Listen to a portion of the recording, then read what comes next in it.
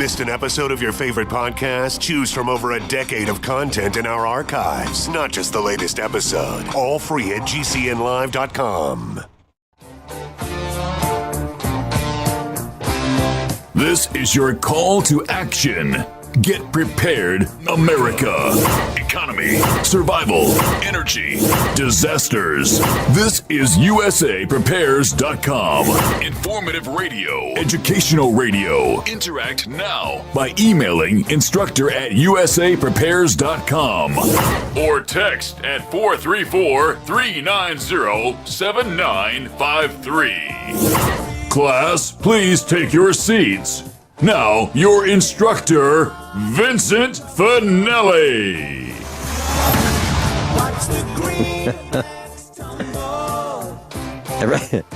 Everyone all set? Cocked? Locked? Here we go. Your dial set correctly to USA Prepares. And we are delighted you're in class today. In class, 2 hours, Monday through Friday. 9 a.m. through 11 a.m. Central Time. And if you'd like to call in, 866-582-9933. 866-582-9933.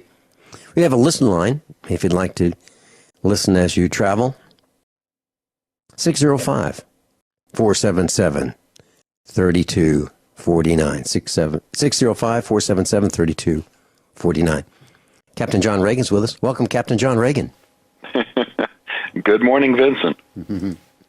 Hey, good morning, Captain John. Captain John, we've had some interesting weather. Over the last several days, we had an ice storm, a third of an inch of rain, 31 degrees. The rain froze on the tree limbs, the pine needles, the evergreen needles, power lines, fence lines. Caused our electric fence tape to sag down to the ground, shored out. The cows were really hungry, looking for greener pastures. None to be had. And it was a full-time job keeping the cows home. They ate 5,000 pounds of hay a day during the ice storm, and then the ice melted. And what we had was no place for the water to go.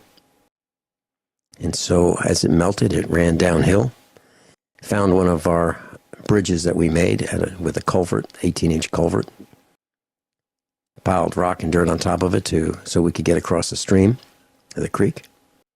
And I have a feeling that when I go out this afternoon, I won't be seeing our culvert and our bridge. I think it's going to be downstream. So when you have this freezing rain, and it freezes on the ground, and there's no place for the water to go. It runs downhill, so a little bit of water can do a lot of damage. And we've got mud everywhere.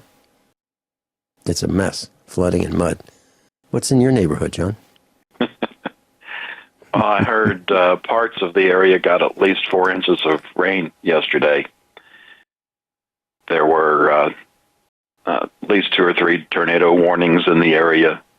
And we stayed up late just to make sure we didn't need to take cover because the leading edge was kind of on the border of where we are. In fact, we had the sirens go off around us, but it wasn't because of tornadoes. It was because of straight line winds. And I'm thinking our local cell tower probably took a bit of a hit because we normally have about 4 bars, and now it's kind of bouncing between nothing and 2. So, yeah.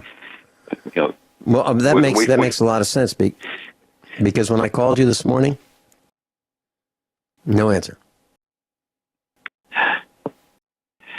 Well, hopefully they'll get that fixed and get back up to the normal amount of radiation they're inflicting on us. But in the meantime, that does make it interesting since that's our primary phone connection. Mm-hmm. Well, I'm at thefinancialstateoftheunion.com. I've clicked on the news tab. Where would you like to start? Well, I know it was a shock to everybody when we ran out of time last week. And the one I wanted to get to was growth is not a solution. So I want to get to that before we get into today's post. And the title of the article is Why Trump's 4% GDP Will Remain Elusive. And I'm going to throw a little information that's from a different article that I didn't post, also talking about a 4% GDP, which is roughly twice what we've been doing. And in that other article, it talked about if you say that the 18%, the 18 trillion GDP is a good number, which we already know that there's so many adjustments in there that it's a fake number. But if you say that is, and if you have 4% growth that first year, that is a number in the $700 and some billion range, considerably less than $1 trillion. And, taxing just 25% of that's a relatively small amount. But even if you could tax 100% of it, the whole $700 and some billion, that's not even enough to make up for the additional debt that the government's piling on every year. And when you look at what's in this article, lately it's been taking $3 of debt just to get an additional dollar bump in the GDP. So it's saying that if you wanted to expand the economy at a 4% rate, you would end up having to add $2.6 trillion in the coming year to debt just to get that amount of bounce in GDP. So it's just another way of looking at what we've been talking about for years with the financial state of the union. You can't tax your way out. You can't grow your way out. The only thing that we really have a choice of is a nice big collapse and reset. Mm-hmm. Yeah. I was reading about cash for clunkers over the weekend. One of the administration's many fiascos. And what I learned was that the Obama's cash for clunkers stimulus, which was a bailout for the automobile manufacturers, was an abysmal failure. And what they did was they injected digits into the economy by paying up to $4,500 per clunker that you could use as a trade-in for a new fuel-efficient, smaller vehicle. And the amount of money the government spent, $3 billion, because you're talking about $700 billion. So they spent $3 billion on cash for clunkers. And the net result was, by doing that, they reduced the spending on new cars by $3 billion. So it was a net exercise in stupidity. And worse than that, those people who wanted to keep their vehicles and maybe find a junkyard engine or a junkyard transmission or a junkyard set of seats or something that could be used, these vehicles were destroyed. So then it drove up the price of used parts. How do I know? One of our instructors had a failed engine in a pickup truck, and the family needed an engine. And the engine cost, well, first of all, it was really hard to find. It was hard to find one with low miles, and it cost way more than it should have. And that's just, one more contribution Barry made to emptying our collective wallets. I can't wait to see him fade off onto the golf course where he can't do too much damage with a golf club and a golf ball. And when you talked about $700 billion, John, Barry and Michelle and the children, they spent about $1 billion. I'm sorry, I'm sorry, 100 million, a tenth of a billion on vacations. It's amazing. How do you do that? John, would you be able to do that? I can't even take a vacation. Me either. I haven't had one in a long time. Can't remember when I had what most people would call a vacation. Just go someplace and do nothing. Boy, that sounds painful to me. Absolutely painful.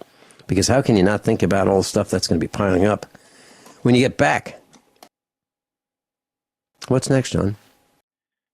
I just want to mention at the top of the list, I have the link for the Hear the Watchman conference. I'm going to be here in Dallas, March 31st to April 2nd. And if you click that link, you'll see all the speakers that are going to be here. It's a fantastic lineup, and you can get your tickets from that link. And you're working fast and furious. Oh boy, to prepare. There's not enough hours in the day. Let's just put it that way. Right. And I guess just dropping down a little bit, we've been talking about a tale of two droughts for some time, and not so much lately. I'm going to stop putting it in the post after all of the weather California received this past week. Northern California is pretty much out of drought. We'll see probably in the next report what Southern California looks like. And it's not that drought is still, it's not that drought's been eliminated, it's still problems in areas, but it's not as critical as before. And there's a link in the Tale of Two Droughts section that's got before and after pictures of California. This the other way around. We've been showing the ones, this is what it used to be like, and here's what it is with the drought. And this article's, here it was with the drought, and here it is after this round of precipitation. We'll talk about putting the flash and flash flood when we get back. Captain John Ragan's with us. TheFinancialStateOfTheUnion.com. And please click on the news tab and follow along in class today. We'll be right back. Captain John Ragan's with us. Back to you, John. Well, first up is putting the flash in flash flood. Mm-hmm. And many people may have already seen this. There's been over 20 million view the video. The picture at the top is a still from that video showing water starting to cover the road. And if you scroll down just a little bit, the video's there. It's fairly short.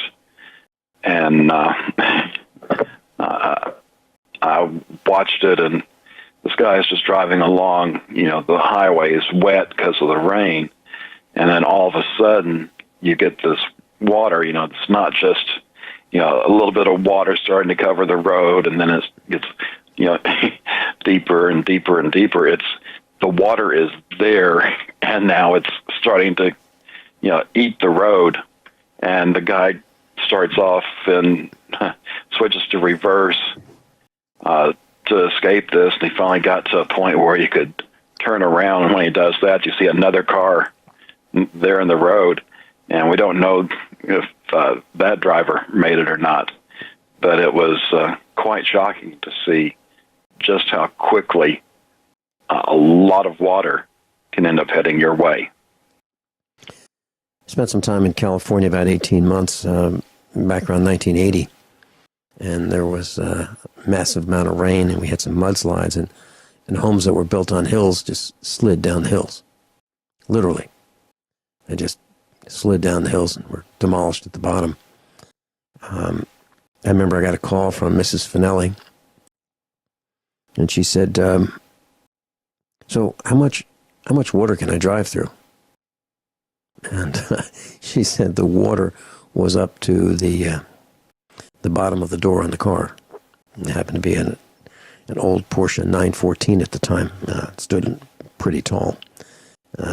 But it's pretty dangerous when you drive through enough water that reaches the wheel bearings of your wheels, because it may not be damaged right then and there, but within a couple months, that water will wreak havoc on the bearings themselves in the race, and you probably have bearing failure. And it's pretty expensive. It used to just be a few dollars, not anymore.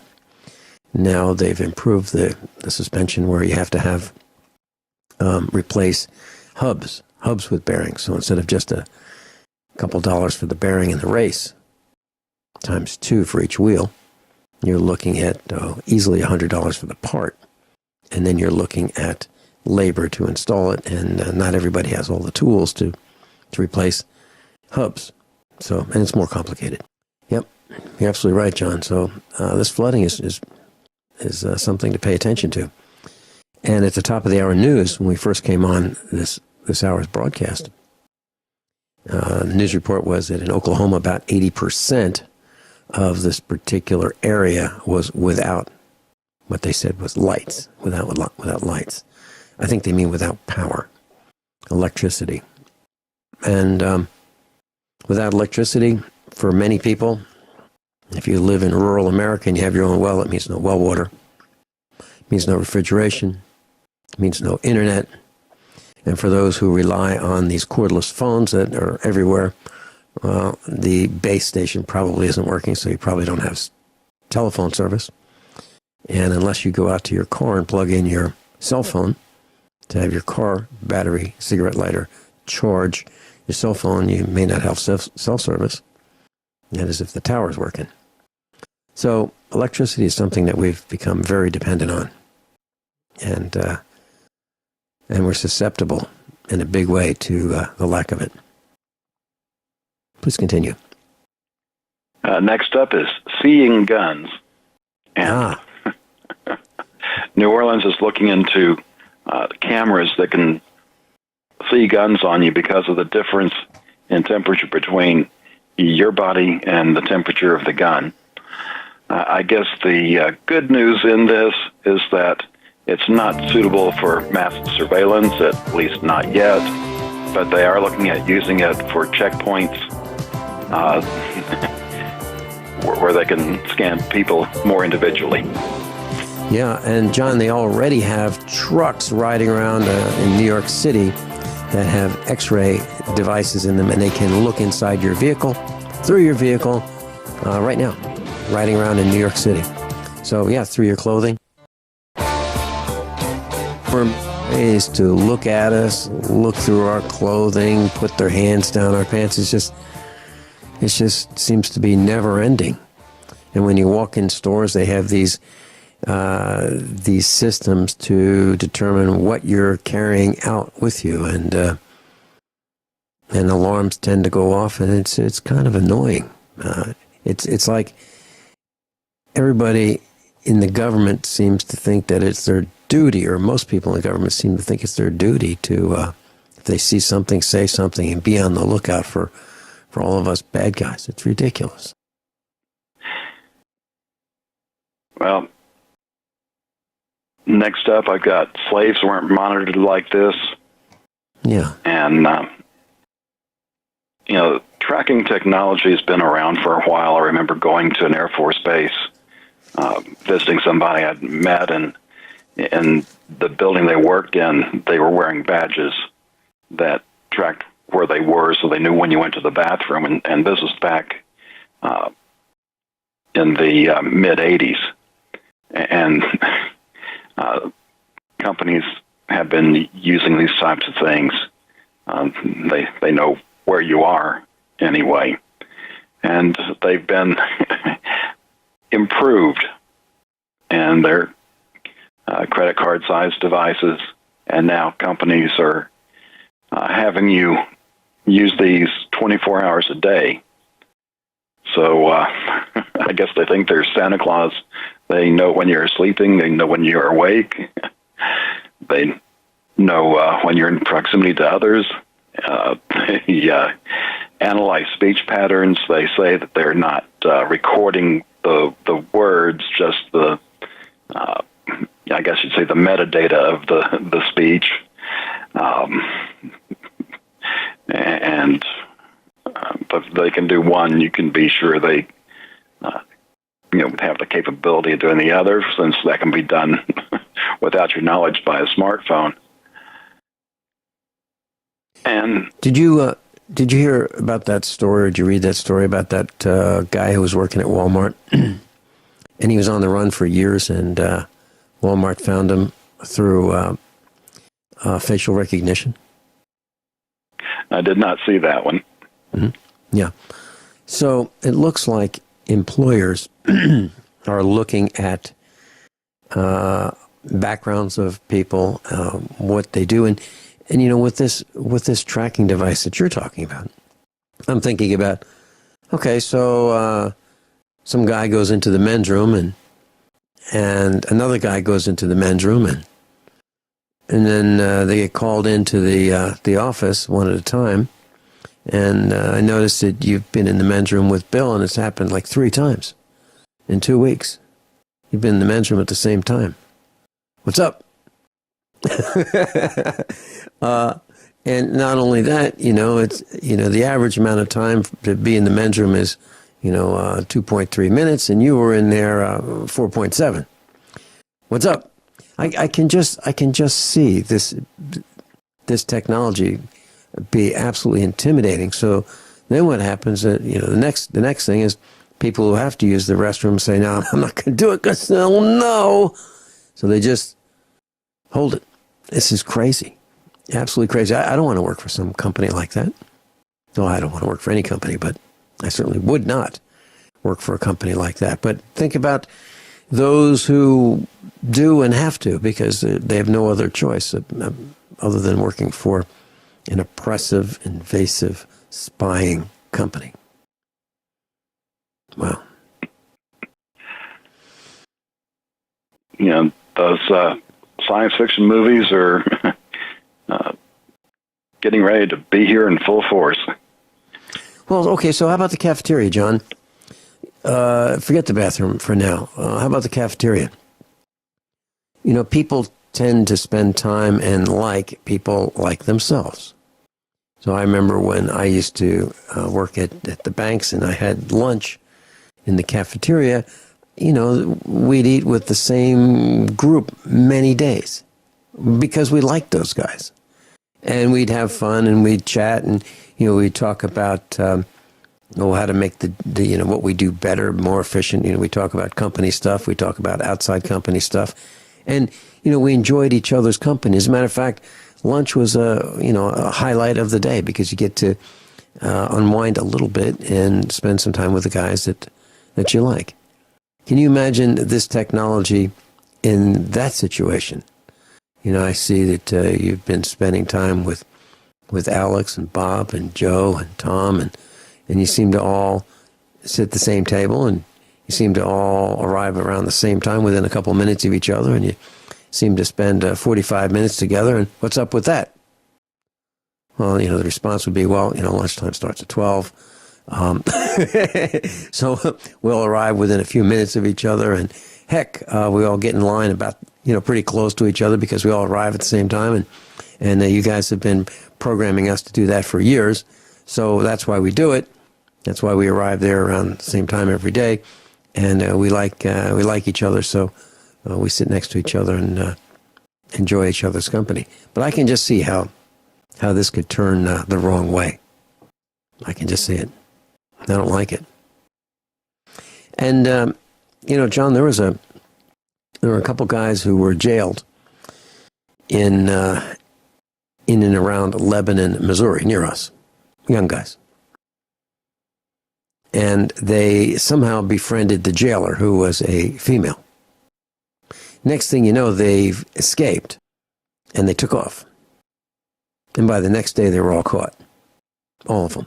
Now, how is that possible? Well, it's possible through license plate surveillance. It's possible through facial recognition. It's possible by using a credit card. It's possible by using a cell phone. And we reported that in the high 90% certainty range, that within 3 telephone calls, even if a person has a burner phone, even if a person goes and pays cash anonymously, allegedly anonymously, at some store, the Chinese factory outlet or some other store, get one of these burner phones, power it up, make a call. Within 2 more calls after that, there's over a 90% chance they know who you are within 3 phone calls. And, John, I don't remember the exact percentage, but, you know, by using, they know where you stop for gas and when you stop for gas because of our habits. If you stop at the local Conoco station, you know, right after work or right before work, you know, every Wednesday or Thursday or Friday, I can just sit there and wait for you, and sure enough, you'll probably show up. Am I exaggerating, John? It's been 2 weeks. It's time for you to buy Chinese.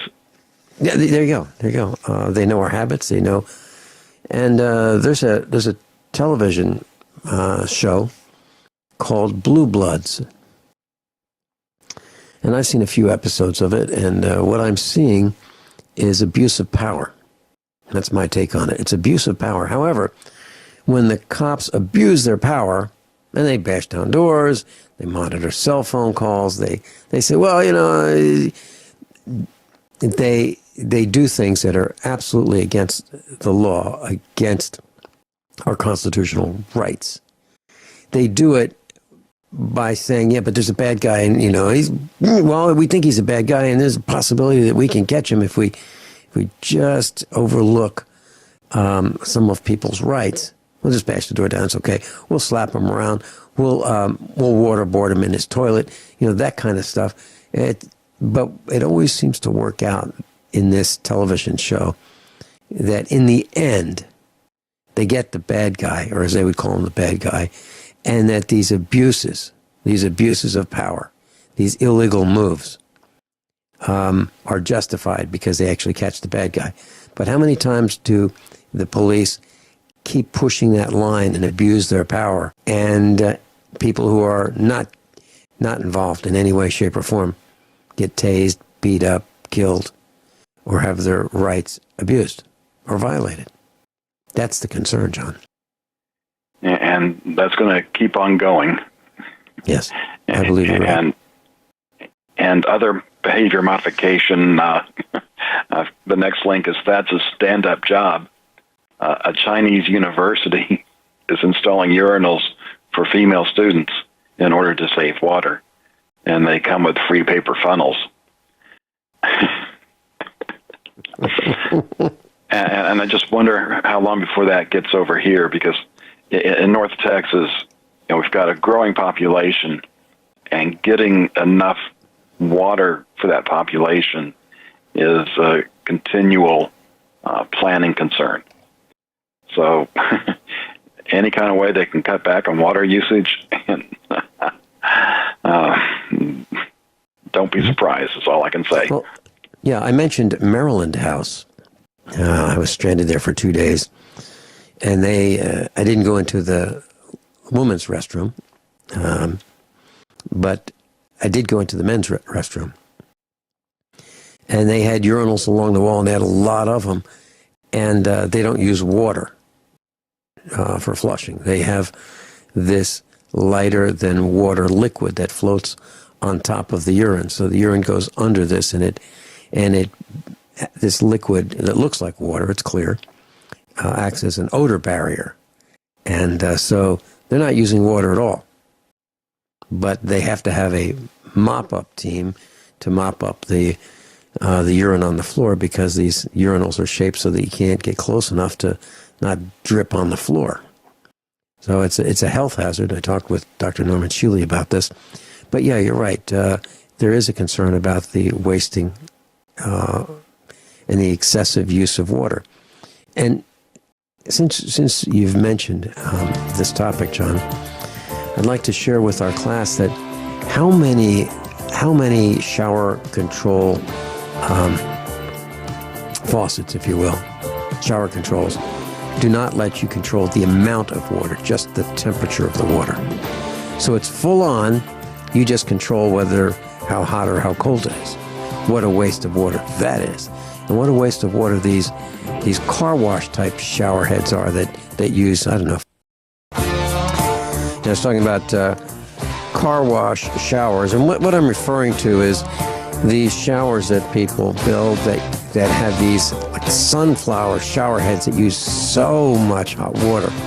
I think that they ought to think a little bit more about the amount of water that they are wasting with that. Here at the farmhouse, we use what I would call a high-pressure shower head. It's like the size of a roll of nickels, a little bit less tall than a roll of nickels, but that's the diameter of it.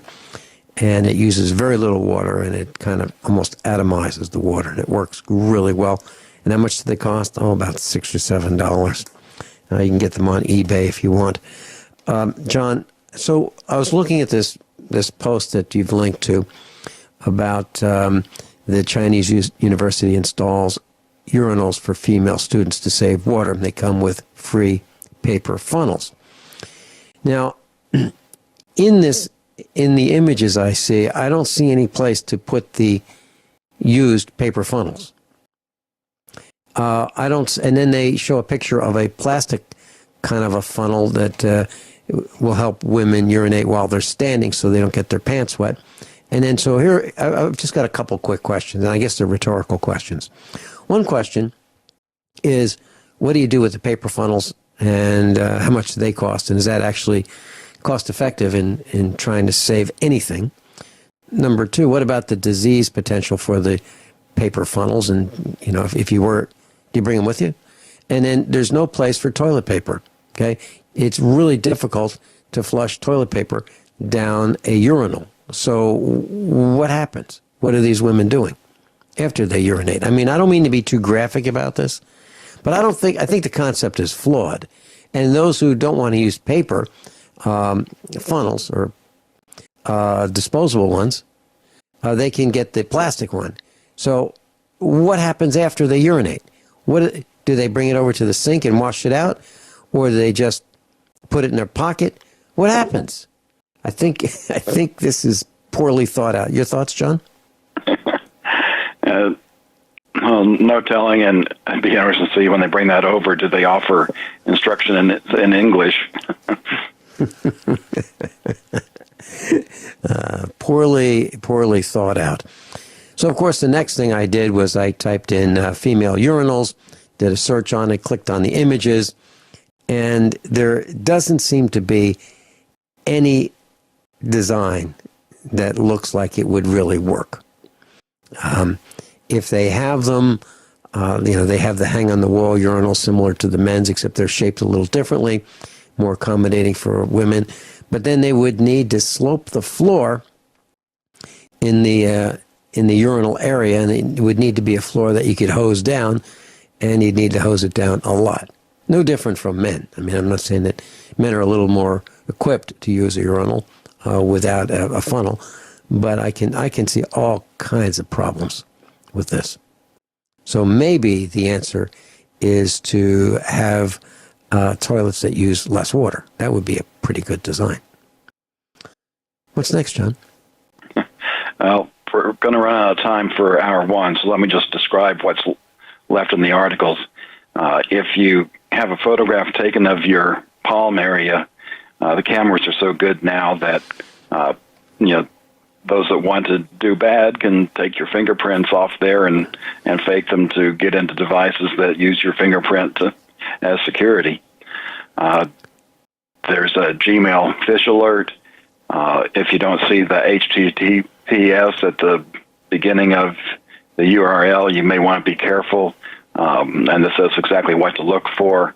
And this went through the company where my wife used to work at about a year ago, and the emails are so good. Once a colleague gets infected, you get sent this link, and it looks like a legitimate email. And cop cancer, to me this is old news. Cops' radar guns emit 36 gigahertz frequency radiation that causes testicular cancer. Yeah, and then the article says, who knew? Really? We knew. And we've been saying it for 5 years. Actually, over 5 years. As long as we've been on the air, we've been saying it. Yeah, and John, when we come back, I'd like to just talk for a couple minutes about these radar guns and my concern and what I do when I'm near a police car. Captain John Ragan and I will be right back after these few short commercial announcements and top of the hour news. You're listening to USAPrepares.com.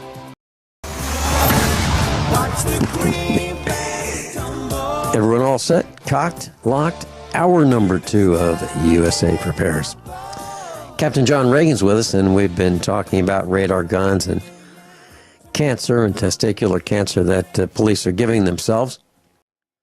I'm sure that the cops in the squad cars, the mobile toll booths that they set up with them, I'm sure they've been warned about all the dangers of these radar guns and not to put them on their laps and not to aim them at people because they're so darn dangerous.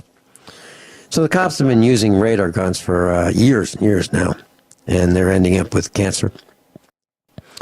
And so I'm very concerned about this. And when I see one of these mobile nuisances, whether it be a black and white nuisance or whether it be a unmarked nuisance, I get out of the way.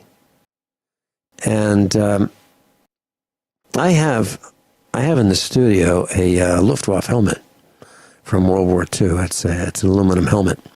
And I have been tempted to put it in the front seat of my vehicle, my truck, so that when I get in front of one of these mobile nuisances with the radar guns, that I can put the helmet on to protect my brain and my head from being blasted with these very dangerous radar frequencies. I'm very serious about it. I have not done it yet. But I know that if I do that, I'll be pulled over, slammed against the hood, and beat up. One of these nuisances will think that I'm being offensive, that I'm insulting him or her. And actually, it would be an act of protection against the dangers that they're inflicting. So what I do right now is if I see one fly up behind me, I take evasive action. I change lanes, use my signals, of course. I'm very polite as I travel, and I let them fly up and get ahead of me.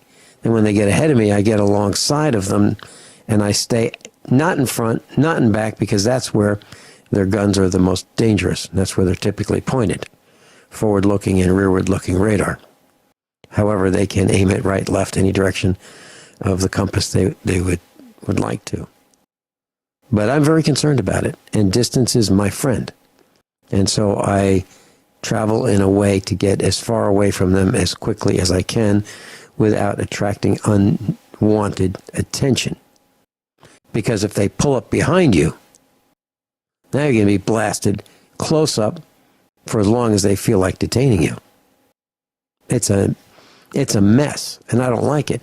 And imagine trying to get into a conversation with them and explaining to them, hey, by the way, officer, sir, do you realize that gun is dangerous to you and maybe you'll have deformed children?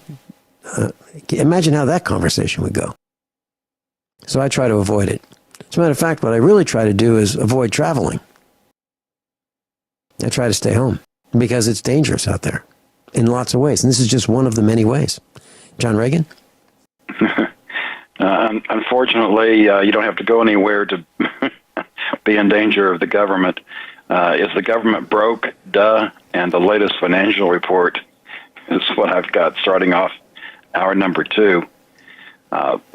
This administration has been rather lax in getting reports out.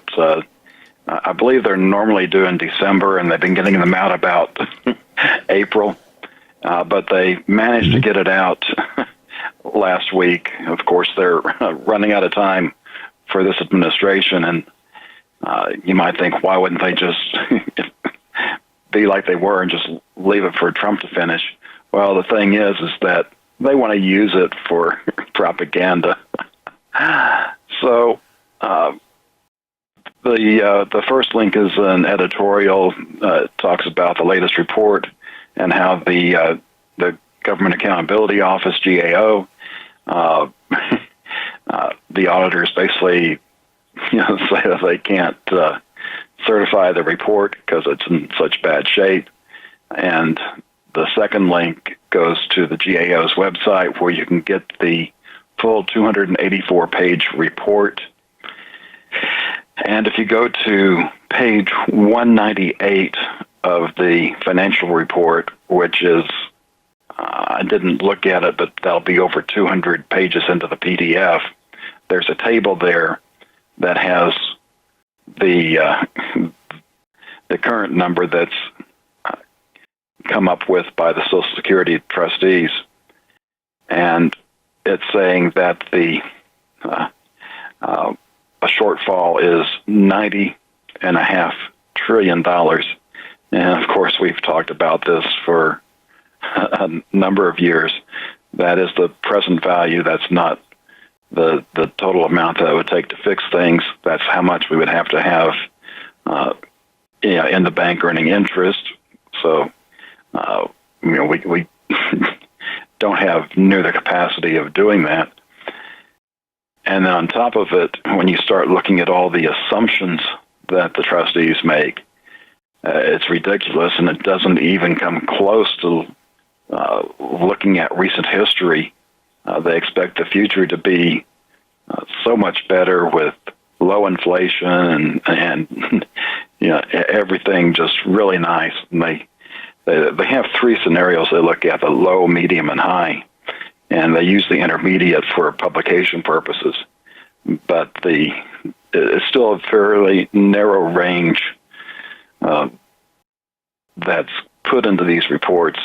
And Professor Kotlikoff uses the CBO's alternate scenario, which is at least a tad more realistic. And also, as I point out, that neither the government nor Professor Kotlikoff takes into account the millions of jobs that are going to be lost to robotics and artificial intelligence. And looking at the transmittal letter that's from the Secretary of the Treasury, is the first thing after the cover for the financial report. And normally in the message from the Secretary, it talks about how critical it is to change things because we're not in a sustainable path. But the letter this time talks about how Obama has done such a great job that we now have the possibility of having long-term fiscal health, and that we shouldn't mess with things like the Affordable Care Act or things like that, which would jeopardize that. It's so disgusting to see a report like this, which doesn't even get that wide an audience to be subject to this level of propaganda. Barry and the Bandits have messed around with the Affordable Care Act, the Obamacare fiasco, so much that our family lost our health insurance 3 times. 3 times during his reign as CEO. And it cost us every time for up until 2015, every year, the increases in our health care costs were staggering, absolutely staggering. And I know a number of people who didn't bother to get health care insurance because they couldn't afford it. But our companies, the ones that we selected, told us, after the year was up, they would send us a letter saying, that policy, that coverage is no longer available. You'll have to get new coverage 3 times after massive increases. So as far as my memory of Barry and the Bandits, think about Cash for Clunkers. That was a fiasco. You think about Obamacare. That was a fiasco. You think about what he's done to hot water heaters. That's a fiasco. I mean, that's just three things that he's done that have just been miserable. And those things have affected just about everyone in the United States of America. Good riddance, Barry and the Bandits. I can't wait to see these guys leave town. I can't wait.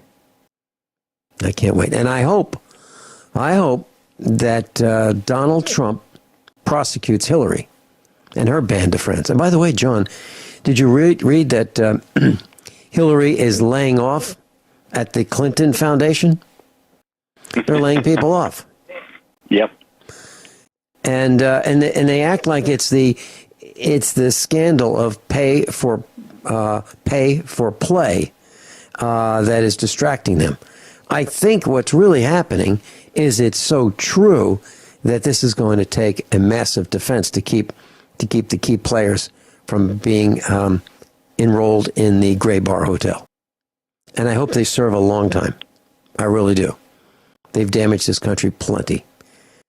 I just can't understand why some people think that it's going to be terrible with her not being president. It'd be terrible with her being president of the corporation. But can you imagine that? What's next, John? Well, I know the break's getting ready to come up, but I've got 2 articles, Gas Attack and Shoplifting 2017. And this is going to point out how our criminal element is catching up to the way things have changed 21st century.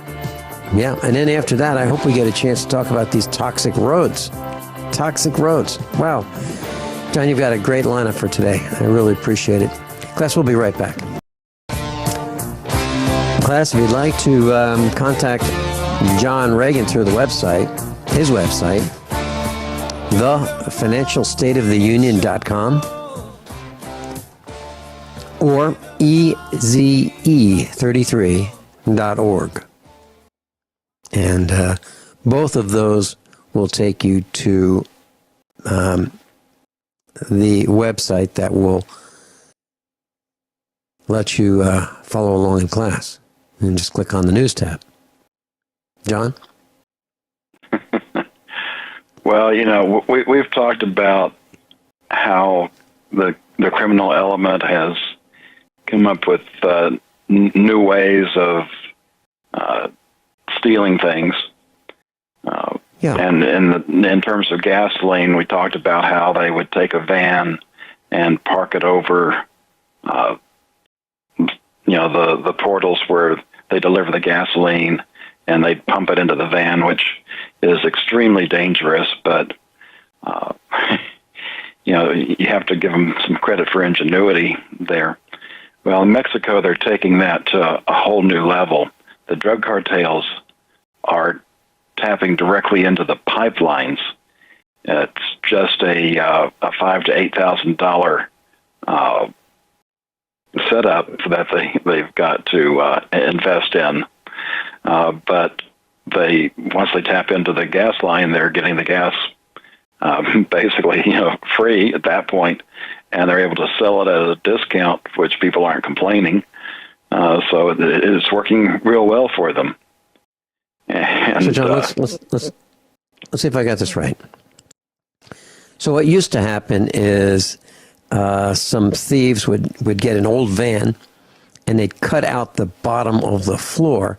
They'd drive to a gas station, and through this hole in the floor, they could reach down and lift up the cover that would be in the parking lot of the gas station.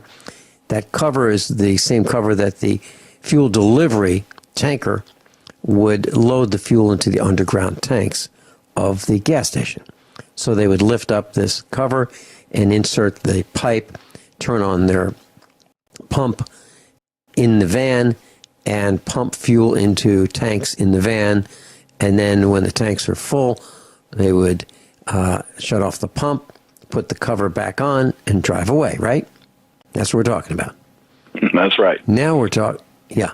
So now we're talking about just finding that pipeline underground, and that's easy to do with a metal detector. Find that metallic pipeline underground, drill a hole into it, I guess, and then start using the pressure of the pipeline that's already there to fill up the tanks and haul them away.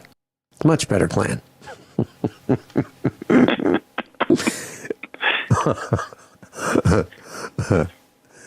Yeah. And and this is all because the government-run gas stations have decided to increase prices, right? That's what this is all about. It sure helped facilitate it anyway. Yeah. Well, I don't remember learning about anyone doing this until the prices went up. And also, John, I've read stories about how Mexicans were crossing the border into Southern California legally and filling up their gas cans and their tanks and then driving back to Mexico because they were performing what's called arbitrage, buying at a lower cost location and bringing it to a higher cost location. And that was because the price of gasoline had increased so dramatically in Mexico that it was cheaper to buy gasoline in California than in Mexico, which before this price increase was not the case. It was always cheaper to go to Mexico and buy fuel than the United States, especially California. California has some of the highest priced gasoline in the country. Interesting how bright government can be. Well, we've also talked about how retail stores have had a hard time. So shoplifting's taken a turn. They're now robbing the Amazon and the UPS delivery vehicles, stealing the packages directly from there. Yeah, already wrapped, boxed.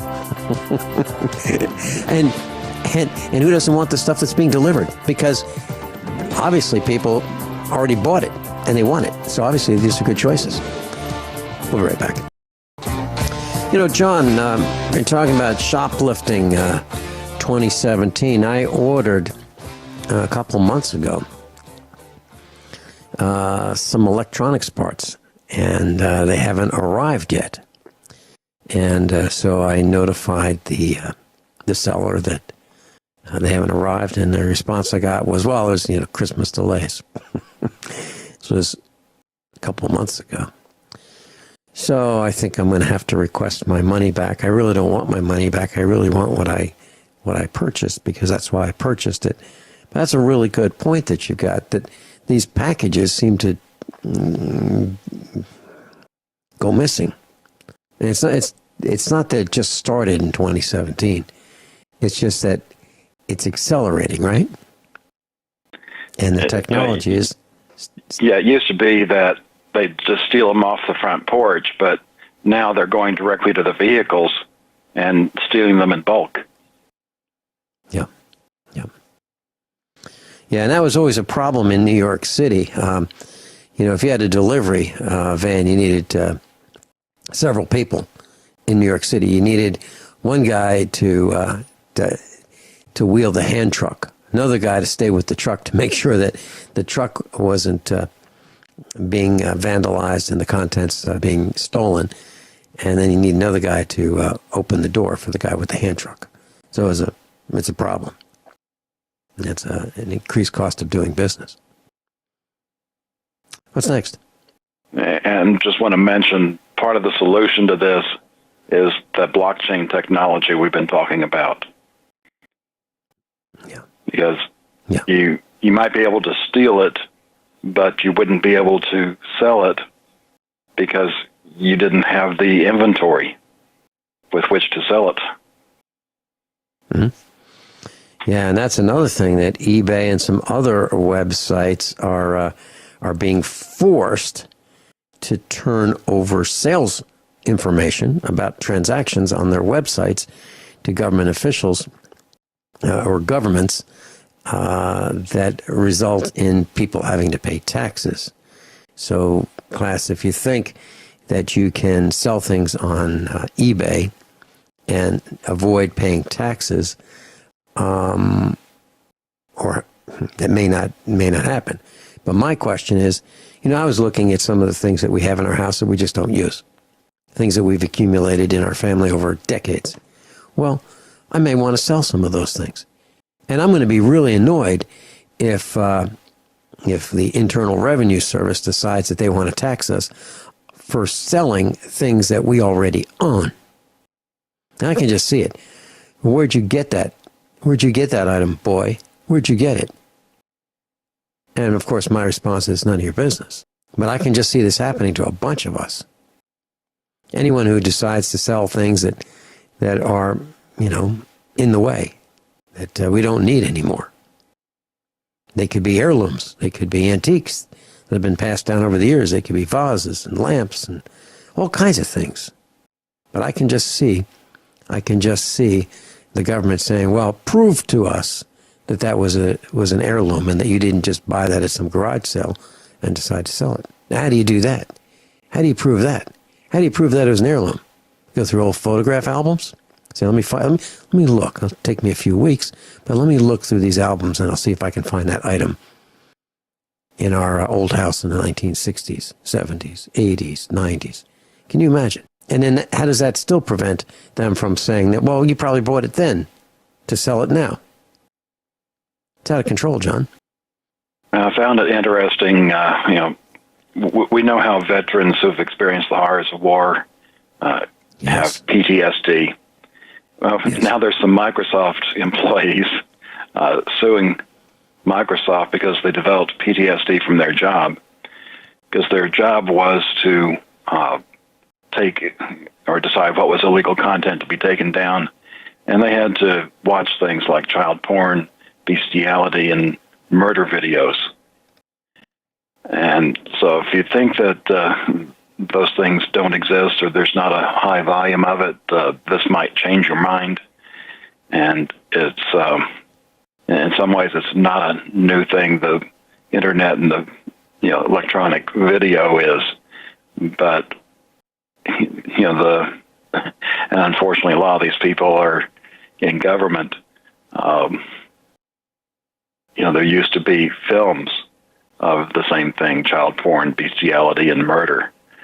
And that's how these, power-hungry people entertain themselves. It's sad. It's sad. But, you could, if you wanted to, you could ask for a transfer or find another job, right? Although they're hard to get. They might not have they knew it wasn't good stuff they were watching, but they might not have realized how it was going to affect them long term. This is the first we're hearing about it here in the outside world. But any kind of stress that is beyond what we're designed to take, which includes some of these horrific actions. It's a mental thing that stays with you. Once you've seen these things, you can't just erase them out of your mind. At least not with the technology that we're given. They may be able to do that in the future with other things we've discussed. Yeah. Came across an interesting article. I've entitled it "Spider-Man Had This Decades Ago." Apparently, Swedish researchers have found a way to create in bulk artificial spider silk that the threads are stronger than steel. And there's a lot of advantages to this silk. Possible applications they're talking about is bulletproof clothing, water-resistant lightweight clothing, ropes, nets, seatbelts, parachutes, rust-free panels on motor vehicles or boats, biodegradable bottles, bandages and surgical thread, and even artificial tendons or ligaments. So, be interesting to see how this is used. Of course, as with most technology, in addition to the good things, I'm sure they'll find out ways of weaponizing this. Yeah. Yeah, but on the good side, artificial tendons or ligaments, support for weak blood vessels. Sounds like there's a lot of potential in this. And class, if you look at your seatbelt in your car, you'll see that the fibers are really, really tiny. There's a lot of them, and they're really, really tiny. Many years ago, I had a tenant who worked for a web manufacturing company, and they fabricated seatbelt webbing, and it's fascinating. It's fascinating. Very, very strong. When you parallel a lot of these very fine threads together, you can make a very, very strong rope.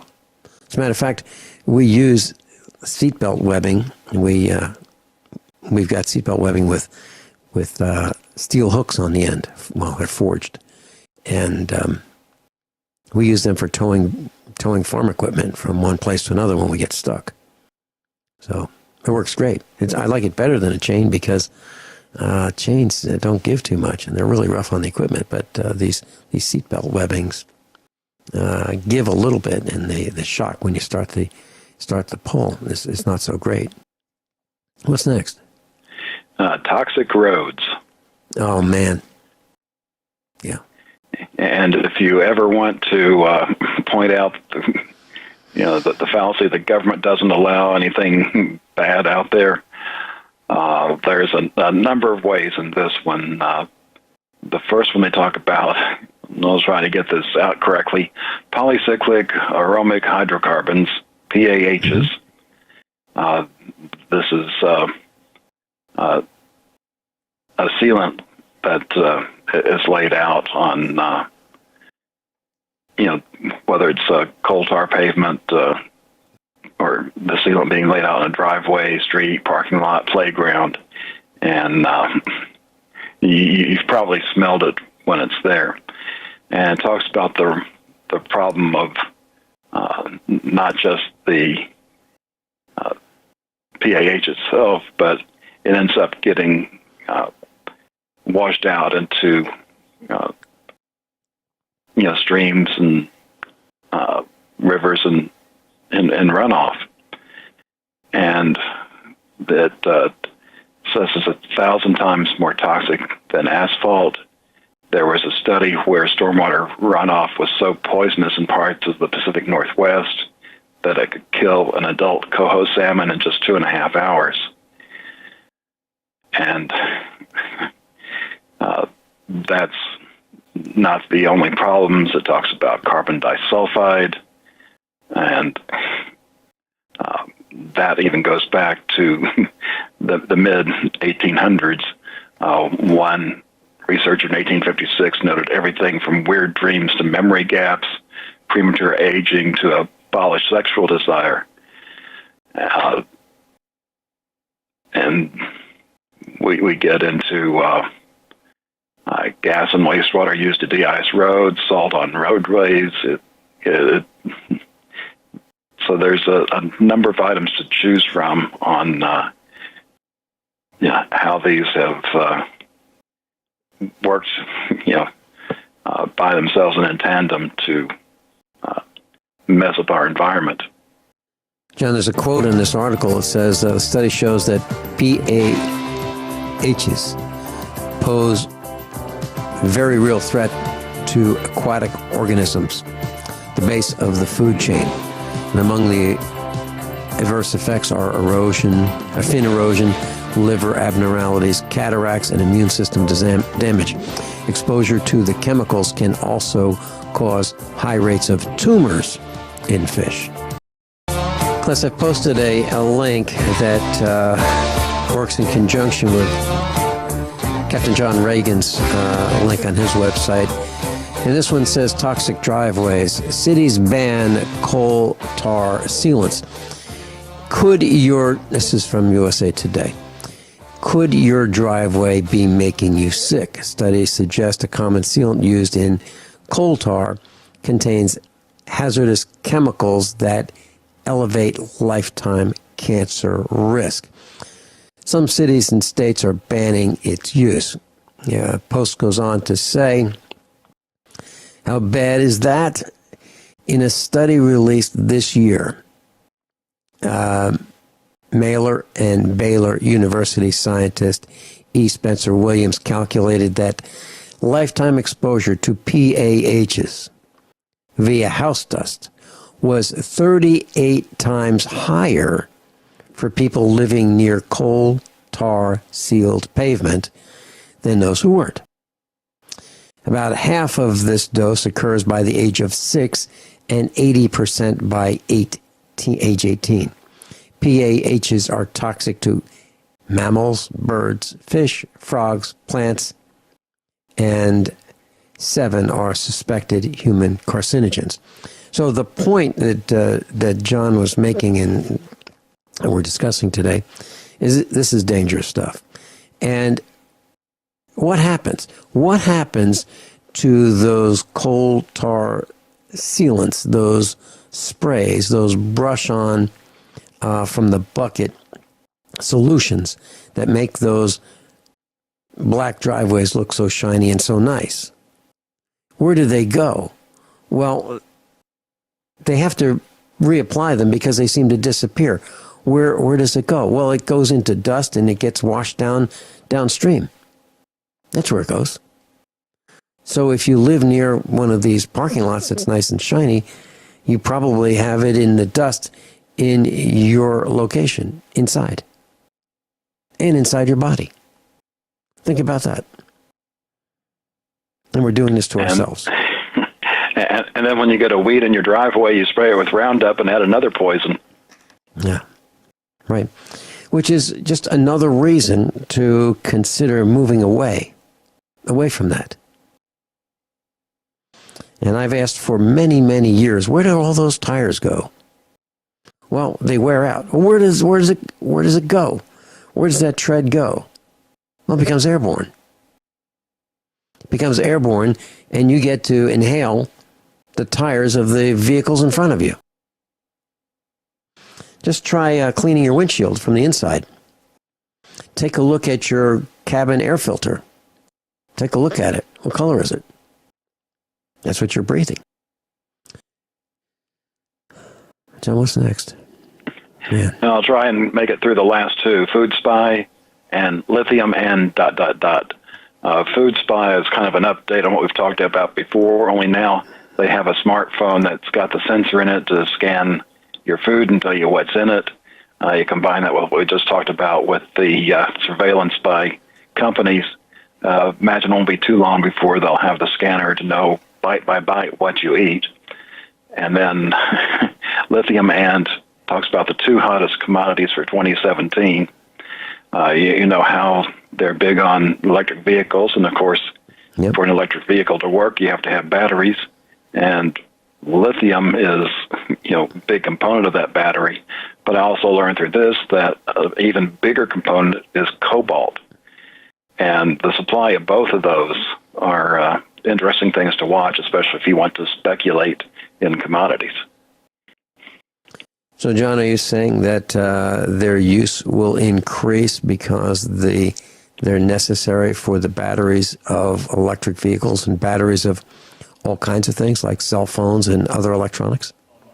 Unless somebody discovers new technology, this is currently what's being used.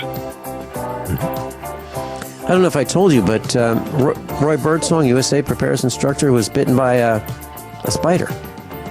Absolutely horrific story. And I talked to him during the break, and he's going to be on with us tomorrow. He's going to tell us what happened. You won't believe it. You won't believe what happened. Absolutely life-changing. Spider bite. That's with Roy Birdsong tomorrow. Captain John Ragan, thank you so much for being with us today, sharing your wealth of knowledge and research. Spent a lot of time doing it. website, thefinancialstateoftheunion.com or easyE33.org. Class, above all, honesty and integrity. What happens next is up to you.